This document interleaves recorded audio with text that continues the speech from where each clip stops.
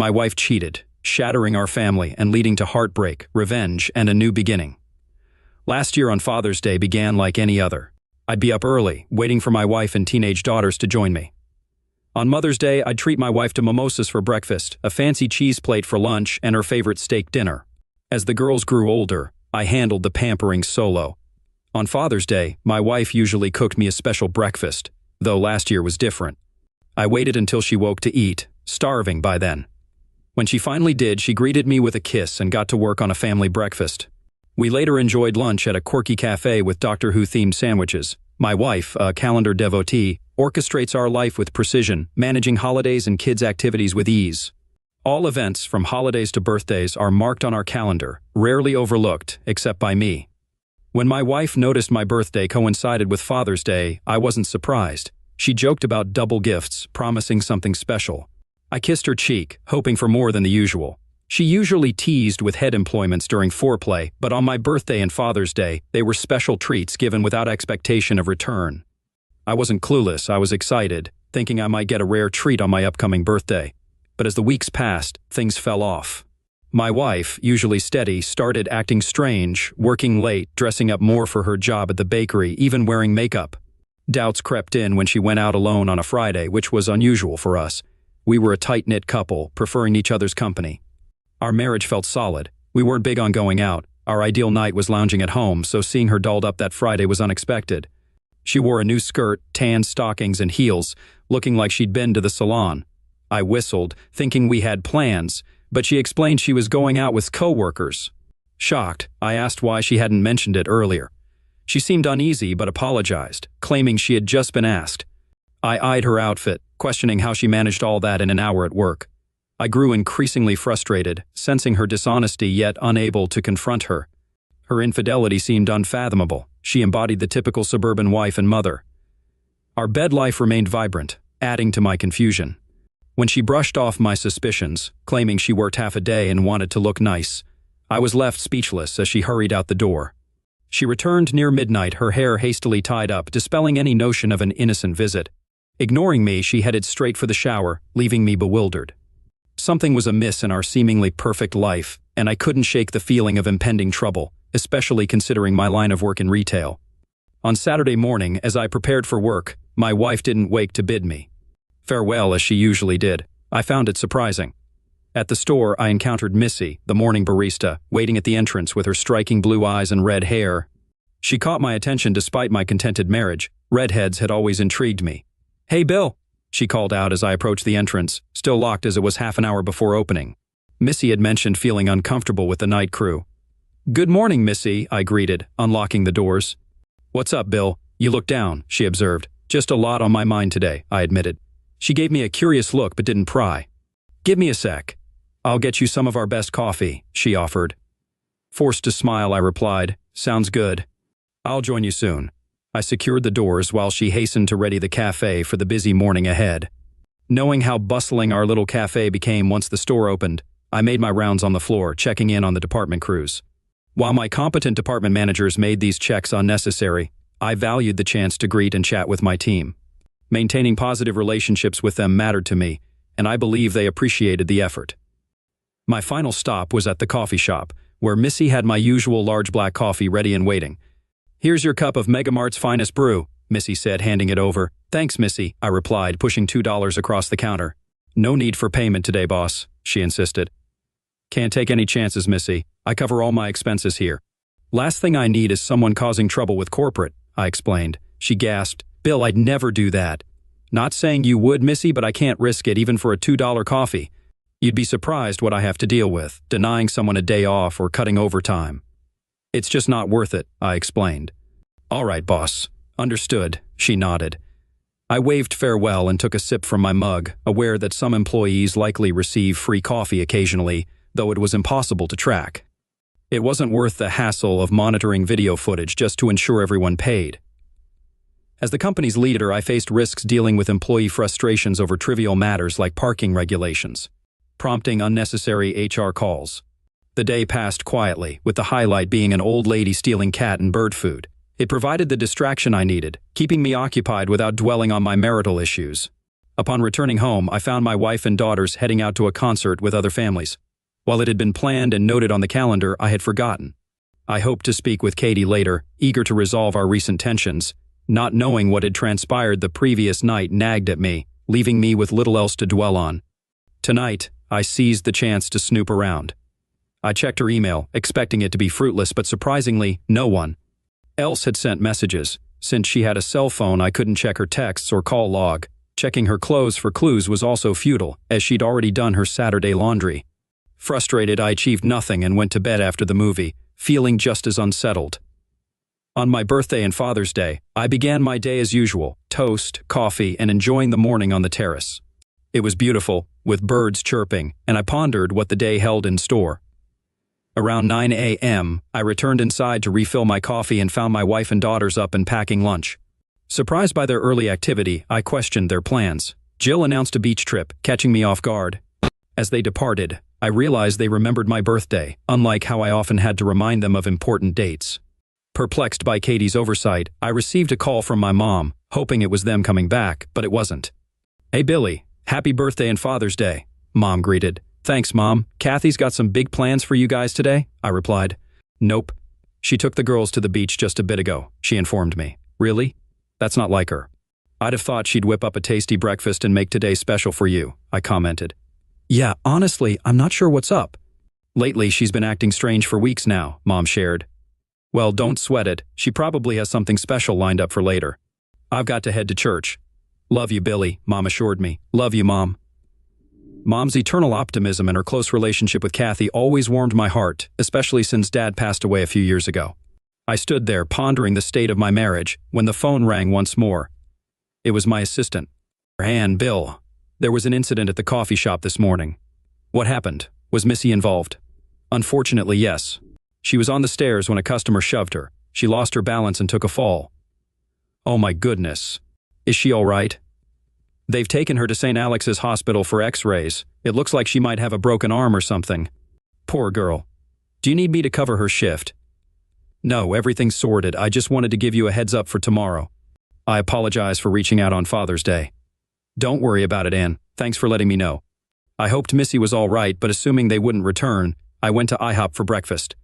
The bustling atmosphere filled with happy families celebrating fathers overwhelmed me, and I left to avoid breaking down. Opting for McDonald's, I enjoyed a satisfying breakfast with coffee and orange juice. Sitting in the park, I reminisced about boating trips with my daughters when they were young. Realizing they had grown distant as they neared college, their outings with their mother became more frequent, perhaps for the best, I acknowledged. There would likely be no dinner together as the day wore on, so I grabbed a Reuben at the Doctor Who-themed cafe. A Facebook post garnered the usual Father's Day wishes, but my mother-in-law's comment about the beach trip surprised me, as my wife had been posting beach photos. Feeling down, I sought solace in a sports bar but soon retreated to a cigar lounge, indulging in a pricey Opus X. Settling in to watch the game, I was invited to join a group playing cards. "I'm Bill," I introduced myself to the older gentleman. "I'm Lance, and this is my brother, Jerry. Pleasure to meet you both." They finished their handshake and included me in their little 5-card game. "Grab yourself a drink, Bill," Lance offered, placing the cooler on the floor. I expressed gratitude and opted for a Miller Lite. "No kids, or did the ex take them with a new guy?" Jerry quipped with a smirk. I frowned and replied, "My wife and the girls are at the beach. Seems like they've lost track of the day." "Tough break," Lance chimed in. "I hardly see my boys, they're both in the service." Jerry nodded, adding, "My daughter's out in California. My grandson, Charlie, just turned 2. I'm heading there next week." "That sounds wonderful," I said. As my daughters hit 17 and 18, I began longing for the days of them being little. They nodded in agreement. Eventually, the conversation circled back to my wife. "Do you think she genuinely forgot, or is she avoiding you?" Jerry asked, echoing my own thoughts. Recounting the recent weeks and Friday's issues, they shook their heads in disbelief. "She's cheating on you," Lance asserted, with Jerry nodding in agreement. "I can't believe it," I muttered, grappling with the revelation. Though deep down, I knew it made sense. "Listen, Bill," Lance began, recounting his own experience. "I've been down this road, the sudden changes in behavior, the late nights out dressed provocatively, the lack of respect. Been there, buddy." Lance shared how he regretted his initial reaction of divorcing his unfaithful wife, highlighting the financial and emotional toll it took. Bill, trust me, he continued, urging me to consider forgiveness if I truly loved her. It'll be better for you in the long run. Guys in their 42nds don't often get second chances at love. Thank you, Lance. You've given me a lot to think about. I might have said it aloud, but deep down I thought he was crazy. Forgiving her for cheating and staying married seemed impossible. I shook both men's hands, bid them farewell, and left. As I scrolled through Facebook on the couch, dinner time approached. Seeing my daughters and wife's posts filled with pictures of their joyful day saddened me further. Enough of this, I thought. It was time to face reality. My wife had forgotten my birthday and Father's Day. What did it matter? What counted was my certainty that she had cheated, especially after Friday night's strange behavior. Her goal seemed to be rubbing it in my face, and now she had succeeded. Determined to move forward, I prepared for the evening. I decided to treat myself to dinner at my favorite restaurant, even if it meant a long wait. After a shower and donning my sport coat and slacks, I headed out for steak. Sitting at the bar awaiting a table, an older man took the seat beside me. Observing my solitary champagne bottle, he frowned but refrained from comment, opting for a martini. As the bartender filled my glass, he couldn't resist asking if I was celebrating alone or taking someone else's place. I assured him it was just me. He nodded and took a sip, revealing he was awaiting his family, 3 generations strong, despite his daughter breaking her arm earlier. He chuckled, noting the unexpected nature of grown children breaking bones. I nodded in agreement. Looks like I'll be cooking solo for a while. My wife needs to focus on taking care of Missy and Mia and leave me be. Suddenly, a little girl called out, "Grandpa!" and dashed across the crowded bar, showering the man with affectionate hugs and kisses. Then, I heard my name. Missy and her mother approached me. The resemblance between them was striking. "Hey, Missy, how's your arm?" I inquired. "Not bad. The painkillers are doing their job, but it was rough when they said it," she replied. Missy introduced me to her parents, Jack and Mary, and their adorable daughter, Mia. "Where's your wife, Bill?" Mary asked. "I'm not sure. She took the girls to the beach this morning, and I haven't heard from them all day." "On Father's Day? And it's your birthday too?" Mary exclaimed. "That's terrible. What's going on with her?" Not wanting to delve into it, I shrugged. "Forget about her. You're joining us," Mary insisted. I grasped Jack's reference to his red rage. "You don't want them to gang up on you, Bill," he chuckled, a testament to his experience dealing with familial conflicts. "But it's your day, Jack. I don't want to intrude," I replied. "Nonsense," he retorted. "This is our day, Bill. Grandpa, remember?" As their table's buzzer sounded, he tossed a $2 bill and left, insisting I meet him at our table. "Sorry about that, Bill. My parents can be stubborn," Missy apologized. "Don't worry, Missy. Eating alone would be worse," I assured her. Dinner conversation remained light, filled with anecdotes about our daughters. Mia giggled at stories of her mom's childhood antics. Later, my phone rang, but I ignored it, placing it on the table. "Your wife?" Mary inquired. "Yes, it's complicated," I admitted. "Maybe you can find a way to forgive her," Mary suggested, glancing at Jack. I signaled for the check, expressing gratitude for the meal and treating them. As I signed the check, I pondered the advice I'd received. Despite lacking solid evidence of her infidelity, ignoring the persistent ringing of my phone, I couldn't help but wonder what was wrong with people. As I pulled into the garage, my daughters greeted me with kisses and hugs, apologizing for forgetting Father's Day. "Girls, it's okay. I don't expect you to remember my birthday," I reassured them. Suddenly, Jill exclaimed, "Wait, it's your birthday today?" She rushed inside, yelling at my wife. "Daddy, we didn't know. We're so sorry. You must hate us," Jill lamented. "No, sweetheart, I love you more than anything. We decided last night to go to the beach today, and we didn't realize it was your birthday." "It's okay. Don't worry. I'm not upset with you," I comforted her. Though I didn't express my anger toward her mother, it was my issue, not my daughter's. Ignoring the chaos in the kitchen, I changed upstairs and returned to find my wife sobbing alone. "I'm sorry," she whispered. I shook my head and retreated to the deck with a beer and cigar, enjoying the serene evening. My wife interrupted me. "Bill, What's his name?" I interjected, my anger rising. She didn't respond, and I realized I was headed for divorce. What a mistake marrying her had been after nearly 20 years. At this point, I began fearing the worst. How long had she been unfaithful? Was he her first? Did I even know him? Were these girls truly mine? It's astonishing the negative thoughts that invade your mind when you're mistreated. I decided to request a paternity test for the girls as part of the divorce, not only for my peace of mind, but also to embarrass Katie. I spent the night researching divorce laws online before falling asleep on the couch, how I spent my birthday. Waking at 5 a.m., I found Katie peacefully asleep in my bedroom, her undressed body curled around her pillow.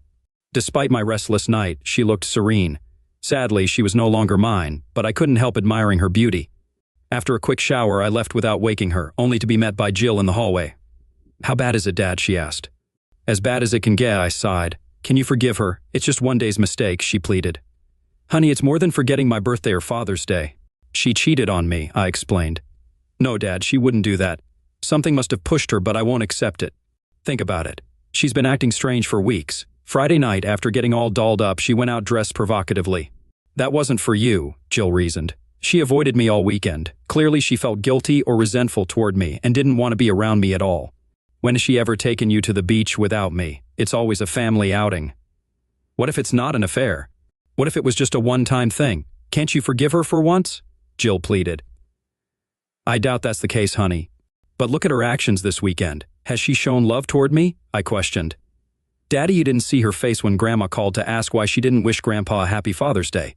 She dropped the phone and yelled, 'No,' so loudly. We thought Grandpa was having a heart attack," Jill recounted. "He's fine, Dad." Mom sobbed on her knees until we helped her up and sat her on the couch. "She kept repeating that she loves you. Honestly, Jenny wanted to call an ambulance for her. We calmed her down and convinced her to call you," Jill continued. "I don't know what to say, Jill. She doesn't love me. You can't cheat on your spouse and claim to love them. That's not love, it's selfishness. Love should be selfless. When she was with another man, she abandoned me," I concluded. She hugged me tightly, tears streaming down her cheeks. "I can't imagine it was just some random guy she met at a bar. There must have been flirting or her accepting his advances, pleasure touches, maybe even kissing and caressing, all leading up to her being with him.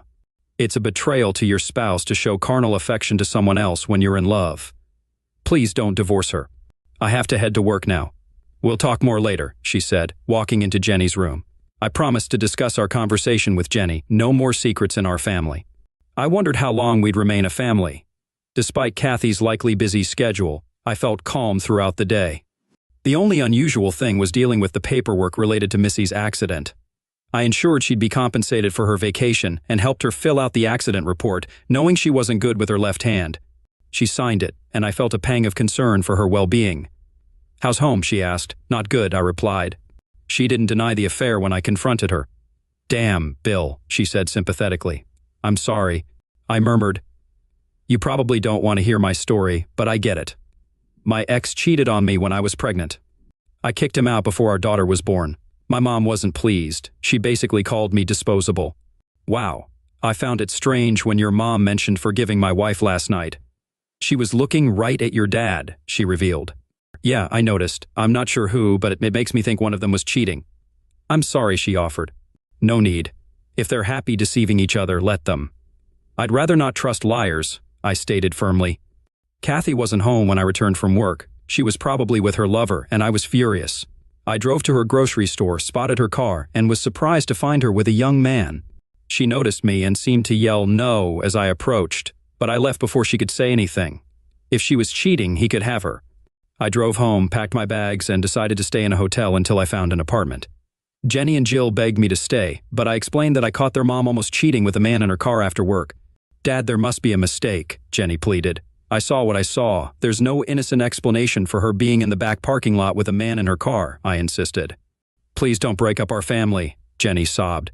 "Your mom did that, not me. I love you girls. I'll keep in touch every day," I reassured them before leaving them in tears and heading to the garage. As I drove out of the garage, Katie nearly hit me as she sped away. The following week was utter torment. I ignored all of my wife's calls, and she bombarded me with messages every hour, likely taking a week off work to do so. Despite pleas from my family and Kathy's sister, none would confirm her infidelity when I asked. Frustrated, I stopped taking their calls, insisting that my daughters avoid mentioning their mother. Eventually, I met with a lawyer and proposed splitting the house equally, even though I could have claimed a larger share due to my larger contributions. Surprisingly, I learned I didn't have to pay alimony since Kathy could support herself. The downside was lacking concrete proof of her affair, which could weaken my case in court. Nonetheless, I was willing to take my chances. My lawyer geared up for divorce proceedings, and life carried on. There'd be no forced mediation or lengthy legal battles. The split was fair, obvious to any judge. But nothing was smooth sailing. When served the papers, she rallied her family against me again. Supposedly, she only cheated once on that Friday before my birthday, yet her relatives made me out to be the villain for not hearing her out. It was surreal. Even my daughters resisted until I fibbed about a court order for a DNA test. Kathy's letter arrived admitting to a fling with a 21-year-old, which spared me the need to prove infidelity for the divorce. Finally, karma favored me. She resisted the divorce at first, but the judge approved it when he saw the terms I proposed and her admission of infidelity in the letter. I was to be divorced in 60 days. Finding myself isolated for refusing to talk to her, I was labeled immature and a prick. Even my mother and daughters stopped talking to me. It hurt, but I stood by my principles. I called my daughters every day, leaving messages despite their silence. I refused to let them blame me for the lack of communication, making every effort to stay in touch. One change was having coffee with Missy on Sundays. We met at a local coffee shop where she and Mia lived nearby. I confided in her about my struggles while Mia watched cartoons. "Your daughters will come around, Bill," she reassured me. "Living with your wife, who knows what she's put in their heads?" "I hope so. I just miss them terribly." The following week, I returned to the same store at the usual time and was engrossed in reading when I heard a familiar voice say, "Hey, stranger." I smiled and welcomed them to join me again. "Are you stalking me, or is this your usual routine?" she joked. "No, I live nearby and I enjoy having coffee and reading on Sunday mornings. It gets a bit lonely at home," I explained. We chatted about the neighborhood until we parted ways. Meeting every Sunday wasn't planned, but it became a habit. I found her company enjoyable, and little Mia was a delight. On the day the divorce was finalized, I knocked on the front door of my former house. My wife answered, tears evident. Without a word, she invited me in. "Are the girls home?" I inquired. "They're at a school musical. I knew you'd come tonight," she admitted. "So you waited until it was too late to stop it, didn't you?" I smirked. "Yes," she admitted. "I knew you'd try to beg and plead, but I couldn't let that happen. You broke my heart, and there's no forgiveness for that." "It was one mistake, Bill. Why couldn't you forgive me?" she pleaded. "Did you love me when you were with that guy? Did you love me when you ignored me on my birthday?" I countered. "If that's your version of love, then it's beyond repair." "I never wanted this to happen," she sobbed. "And I never wanted a cheating wife," I retorted. "But here we are." She tried to speak, but I interrupted. "Katie, you not only broke my heart, but you turned my own mother and daughters against me. I'll never forgive you for that." "You acted irrationally," she countered. "If you don't make things right with my family, I'll expose your infidelity to every man you date. I don't need anyone else." "Wrong answer." "Then I'll find other ways to hurt and embarrass you," she threatened. As I stood to leave, she grabbed my arm. "It's not my fault," she pleaded. "Oh really, did I cheat on you?" I shot back. "You've normalized cheating to our daughters. They'll think it's okay because you've convinced them it was a one-time mistake. Well, I won't go down because of some idiot who made you feel hot." I freed my hand from hers. "Rotten hell for ending our marriage over a fling," I spat, leaving her in tears, unaffected by her distress. A few weeks later, Missy knocked on my office door. "Got a second, Bill?" "Sure, come on in," I replied, though I frowned, anticipating bad news. "Bill, does the company have rules about dating coworkers?" I disliked this question, hoping to ask her out myself, but it seemed I was too late. "No, we have strict intimidation policies. It protects against potential issues arising from workplace relationships," I explained. "Good, that's what I hoped for," she said, leaving her contact details on my desk, her address and phone number. "Let's have dinner tomorrow night. Mia will join us." I smiled and agreed, feeling grateful for the chance at happiness. "Hey, it's Dad. Hope you and your sister are doing well. Nothing new here except a CO worker asked me out. Anyway, love you and miss you. Call soon. Bye." I knew this message might stir up trouble, but I didn't mind. I needed to move forward, and I was glad Missy had taken the lead. She was not only beautiful but also had a wonderful character. Her daughter was delightful, and I had already met her parents. I felt like things were finally looking up. Just 15 minutes later, Katie texted me, calling me a fool for already dating. I chuckled at her delusion. I had no intention of mourning the end of my marriage to a cheating wife. At 41, I felt young enough to find love again, even considering having more kids. Missy, in her 32nds, might share that desire. It was early to think about such things, but as a single mom, it might be a priority for her. As for me, I hadn't been carnal in months. The next evening after work, I showered, shaved, and dressed casually. Glancing in the mirror, I was satisfied with what I saw. I was in good shape, no extra weight, and my brown hair showed no signs of gray. With a well-paying job and savings, I considered myself a catch, especially for someone like Missy. Yet I realized I had no clue how to navigate the dating scene. Marriage provided comfort and familiarity, from holding hands to intimacy. Dating was uncharted territory. Oh my God, I had to relearn everything about lovemaking. With my ex-wife, I knew exactly what pleased her. Now, I just hope the next woman enjoys the same things, or at least has a good rapport with her body. I worried I rushed back into dating too soon. Arriving at her house with wine, flowers, and a stuffed animal for Mia, I aimed to win her favor. When Missy opened the door, I was taken aback. Her curly red hair cascaded around her shoulders, complemented by just the right amount of makeup. She wore a breezy sundress, showcasing her beautiful legs. Barefoot, her hot pink toenails matched her fingernails. "Do I pass the test?" she teased. "God, yes," I blurted before I could retract my words. She chuckled, accepting the gifts and ushering me in. With Mia engrossed in TV, I knelt beside her, offering the stuffed bear. Her apprehension turned to delight as she eagerly took it, scampering off to show Missy. Watching Mia, I reminisced about Jenny and Jill at her age, realizing how much I missed them. "What's wrong?" Missy inquired, snapping me from my reverie. Forced smile. "Nothing, just thinking about my daughters when they were Mia's age." "Is it really that bad?" she inquired. "They still won't talk to me. Kathy's turned them against me and I can't change their minds, but I'm still trying. I leave them messages every day and I won't stop." "I'm so sorry, Bill. I know this is awful for you every day. But I know they listen to my messages." I mentioned our date tonight and Katie texted me, calling me a prick for getting to the point so quickly. "Sorry, is that too fast?" She bit her lip, looking cute. "Maybe," I replied honestly, "but I'd be happy to find out with you." She smiled, taking my hand. "Dinner is ready. I hope you like pasta with meat sauce." "Sounds great." "Oh, I have garlic bread too, so be ready for us to make out on the couch later." Mia giggled, and I was surprised by Missy's candidness.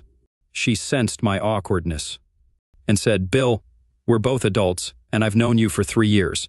I know what kind of man you are, and it doesn't take much to realize that I really like you. You're going to be a hot commodity soon, and I want to stake my claim early." "Hot stuff," I quipped. "Yep. You have no idea how much buzz the news of your divorce has caused at the store, honey. Your appearance on the market, so to speak, has caught the attention of many unmarried ladies. You're a handsome man, in good shape, you're smart, stable, and we all know how you feel about fidelity." When I sat down at her table, I felt quite good. "So I'm getting in line early," she concluded. I grasped her hand. "I like you too," Mia chimed in. "Sketty's my favorite." "I like Sketty too, the fattier the better," I quipped, eyeing the Parmesan cheese jar. "And you must have really pungent cheese," I added jokingly. She giggled, correcting me. "It's not stinky cheese, it's Parm." "Parm stinky cheese," I teased, pretending to sniff the jar dramatically. "Wow, this is really stinky cheese." Missy chuckled, shaking her head as Mia poured a generous amount over the spaghetti. During dinner, we chatted lightly. I inquired about Mia's preschool adventures, and she eagerly shared every detail. It was a delightful exchange. I soon noticed Missy's quiet contentment as she observed us. As she began clearing plates, she joked, "She hasn't shared her favorite TV shows yet." After tucking Mia into bed, Missy joined me on the couch. Handing her a glass of wine, she relaxed and remarked, "Being a mom is the highlight of my day, but moments like these are precious." I instinctively embraced her, and she nestled closer. "It's even busier with two," I admitted. "Do you think your girls will come around?" she asked. "I hope so," I answered, reflecting on their situation. She kissed my cheek and encouraged me not to give up the fight for them. Setting down her glass, Missy leaned back. "Bill, I've made it clear that I really like you. I'm too old to play games. I want to continue seeing you, and that includes inviting you into my life carnally." I started to interject, but she raised a finger. "I know you want to be a gentleman, but you don't have to be. I'm not looking for casual flings. I want an exclusive relationship. My daughter needs a father figure, and I need a husband. That's what I'm offering." I attempted to speak again, only to be met with resistance once more. Typically, guys bolt after this conversation. I don't see you as that type, but I'm offering you an out. If you're looking to play the field, I'm not your match, but if you're interested in building something lasting, then I'm here. "Impressive," I remarked. "Was that rehearsed or spontaneous?" She frowned, misunderstanding my reaction. "Missy, we've had a professional relationship for 3 years. Our recent coffee meetups have been enjoyable. I'm a family man. I've always been. I don't know how to navigate the single scene, and the idea of dating terrifies me. If my wife hadn't strayed, I'd still be happily married. No, I'm not interested in that lifestyle." She smiled, taking my hand. "You're charming, intelligent, and your spaghetti is fantastic." We shared a laugh, and she playfully nudged my shoulder. "I'd like you to be my boyfriend. Let's build something meaningful together, including with your daughter." That night, we refrained from intimacy. Despite the temptation, I opted to take things slow, respecting both our feelings. A stroke of luck came my way when I received an application for a managerial position, though I never learned the name of the individual who contributed to the demise of my marriage. Fate intervened when he applied for the night manager role. Recognizing him instantly, I orchestrated his hiring, anticipating the opportunity for payback. On his second night, I left a 40-inch TV in his car, identical to mine, knowing it would likely be out of stock by morning. I arrived as his shift ended, walking him to his car while discussing his team. Upon noticing the TV in his back seat, I feigned surprise. "Jeff, did you buy that TV today? We're not open yet." "No, Bill, it's not mine. I have no idea how it got there." "Let's head back to the store," I suggested, to which he reluctantly agreed. Back at the store, his fear was palpable. With no night security due to our night crew, I easily disabled the security system, covering the camera with tape. When he saw the system malfunctioning, he grew frantic, insisting on his innocence as I contacted the police. Despite hoping for harsher consequences, he received a misdemeanor and community service. The corporation, finally acknowledging security gaps, installed parking lot cameras. He never suspected my involvement and unsuccessfully attempted to blame his team. His termination was swift and unsurprising. One chilly Saturday morning, a week after my dinner with Missy, I found her waiting in the car to keep warm. As I parked next to her, she greeted me with a kiss and confirmed our dinner plans for the night. "Absolutely," I replied. "Okay, I have something special I'm cooking for us. You won't want to miss it," she added. Before I could respond, Katie's interruption came from behind me. Missy, visibly irritated, addressed her. "Katie, what do you want?" I asked, growing annoyed. "I've been trying to call you." "Did you block my number?" "Yeah, after your 30 messages about how I'm a prick for continuing to live." "I'm done. What do you want?" "We need to talk about the girls in college," Katie insisted. "They can go wherever they want. I've handled the finances for them. I'd like to be involved, but thanks to you poisoning them against me, they won't talk to me," I replied. Katie suggested the girls feared I wouldn't pay their tuition. Missy interjected with a laugh. "I lost them in the divorce." This retort earned her a glare from Katie, who then blamed me for not forgiving her one slip-up. "You cost me my marriage, my family, my daughters, and my mother. You better never date again." "If I find out, you'll never see a second date," I warned. Missy's rebuttal was sharp. No one wants to date a cheating strumpet unless they're looking for easy lovemaking. I headed toward the store but heard shouting behind me. Glancing back, I saw Missy confronting Katie, pinning her against the car. "Stay away from my man," Missy yelled, jabbing her finger. I intervened, pulling Missy away. "Stop it, Missy. She's not worth it." "You heard me," Katie retorted, storming off. "Please, Katie, just go. It's over between us and it's your fault," I said, leaving her sobbing by the car. Catching up to Missy, I took her hand. "I'm sorry, Bill, I got too territorial," she admitted. "No worries. Parking lot fights are great for the ego," I joked, and we went inside, laughing. Later, my mom called, but the call cut off abruptly. Concerned, I rushed to her house, ignoring Missy's calls. Arriving, I found the ambulance gone. She'd passed away before reaching the hospital. Alone in the ER lobby, I pondered her last words. Then Missy called. "Hey, my mom just passed away." "Oh, Bill, I'm deeply sorry to hear that." "Yes, thank you. I'm worried I won't be much company tonight."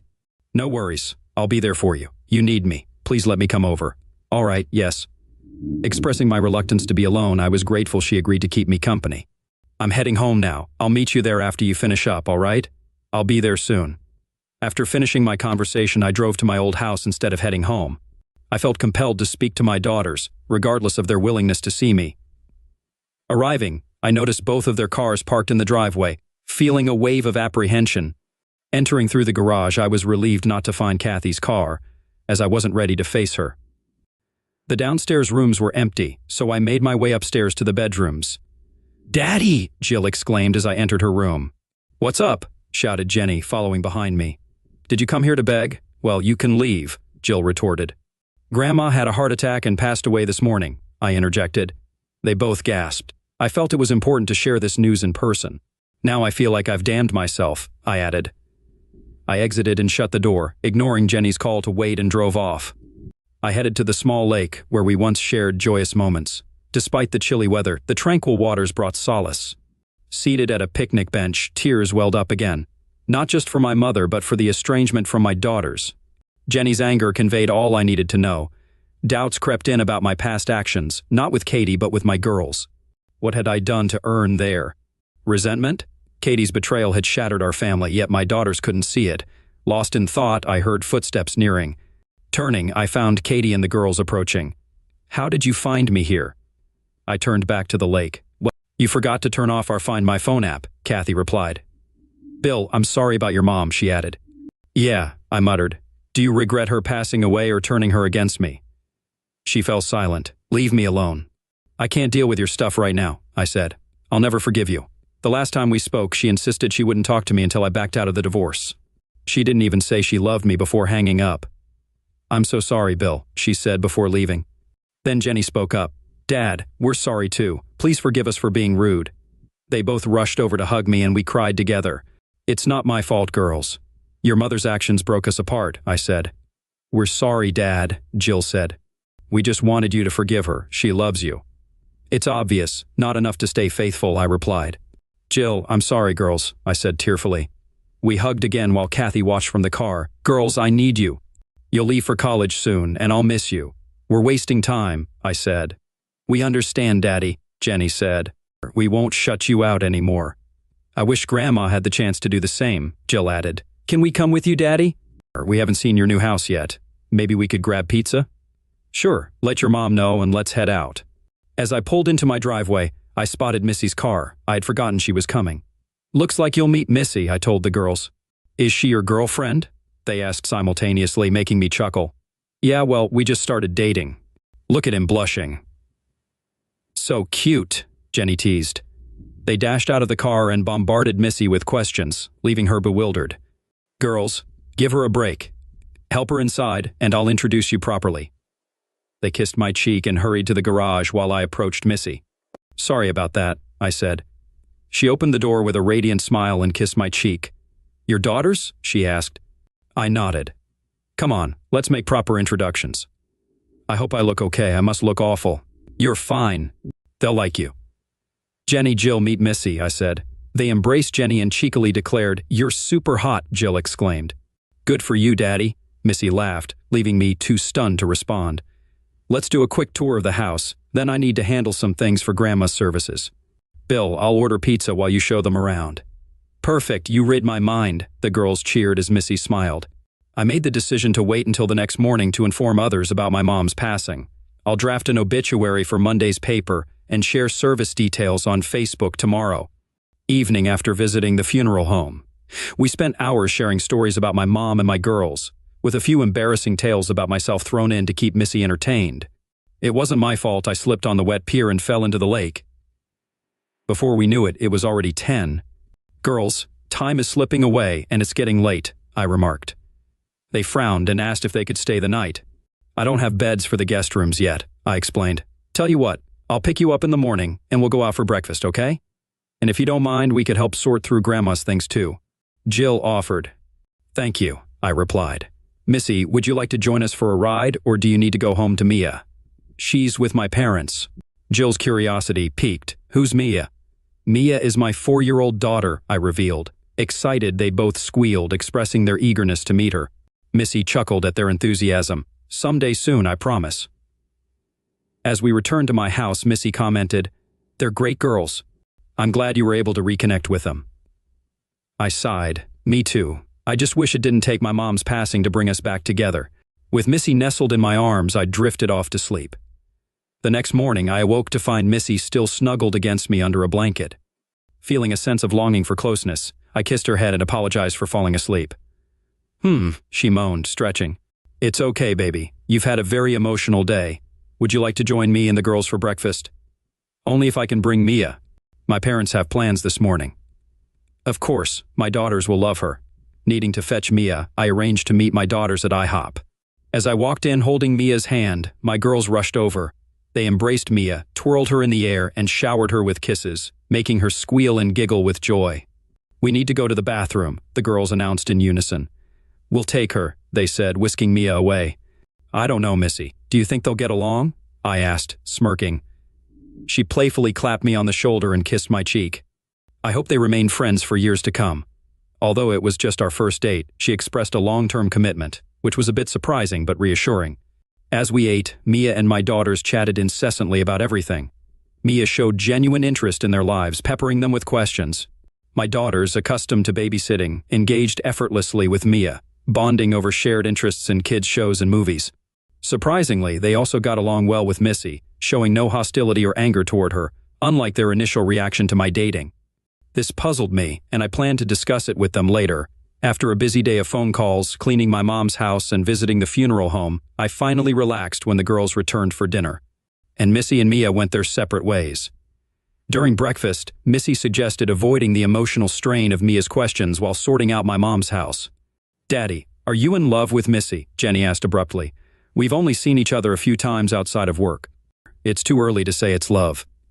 "Okay, Dad," Jill said, sounding like I was clueless. "You know those cartoons where girls get dreamy-eyed and hearts flutter? That's Missy when she looks at you." Before I could object, they exchanged looks and then declared, "We like her." I went from joy to anger. Setting my pizza down, I headed to the sink to cool off. "Daddy?" Jenny asked. "How could you shut me out all this time and now say you like my girlfriend? What did I do to deserve this? Do you know how many times I cried after leaving you messages? You didn't care to hear." "Mom made us." "What?" I exclaimed. Jill explained. "It began when Mom said if you felt distant, you could return to her and we'd be a family again. We're truly sorry." Turning to Jenny, I saw her eyes tear up and she rushed to hug me. "Dad, we're so sorry. When that didn't work, she said you abandoned us and wouldn't pay for college because we wanted you to stay with her. She claimed your messages during the divorce were just tactics to win favor with the judge. You believed her?" "Dad, imagine sitting with her every day, hearing her defend one mistake against 20 years of love. We thought you were being unfair. What if it was you? Would you forgive your boyfriend for cheating?" No response. "Where's the line?" I demanded. "Unclear. Give me a clear answer." They wept, and our hug calmed me. "I've missed you both so much," I said. After they professed their love, I reminded them, "Time to go home. School's tomorrow. Make sure your mom tells them about the wake and funeral. You'll need time off this week." One last embrace, then I watched them drive off, feeling warm inside. Looking at the sky, I whispered, "Mom, you didn't have to leave to bring my girls back, but thank you. I'll miss you." Wakes are always hard for me. Being near a deceased body is unsettling. My mom's wake was especially tough. Approaching her casket brought me solace. Seeing her peaceful face, I knew she'd reunite with my late father, who avoided wakes. Mom planned hers meticulously, even choosing the casket. It was a relief knowing she had everything sorted. Chatting with one of her friends, Katie and my daughters arrived. Tearful hugs from the girls greeted me while Katie stepped aside respectfully. After the prayer, Kathy placed something in the casket, then sat alone at the back. I saw it was a photo of Kathy, me, and my mom all holding our babies, beaming.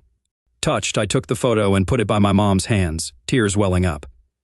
During the service, Kathy stayed seated at the back, chatting with everyone. Her bond with family members and their affection for her showed her enduring presence in our lives. The standard rule was for immediate family to sit in the front row, but it didn't feel right. Seeing Katie at the back, tears in her eyes, I knew Mom wouldn't have wanted it that way. Walking over, I invited her to join us. "Come here. No need to hide." She hugged me gratefully, whispering a thank you. Back in front, my Uncle John offered her his seat, earning Missy's praise. Holding Missy's hand while my ex-wife was nearby felt surreal. I hoped it wouldn't cause trouble later. As we said goodbye to the last visitors, Kathy thanked me for welcoming her into the family, offering to share the limo ride. Missy's hand on my waist, I feared tension, but Katie's departure eased it. "Let's get you home," Missy said, embracing me in the kitchen. Relieved the day was over, I handed Missy a cold beer. She thought things went well with Kathy. "Yeah, I'm glad. I half expected her to cause trouble with you. The girls probably helped." "We'll be okay after tomorrow." I hope she was right. Maybe I was just paranoid about Katie and Missy. "Will you stay over tonight?" She squeezed my hand. "You couldn't kick me out if you tried."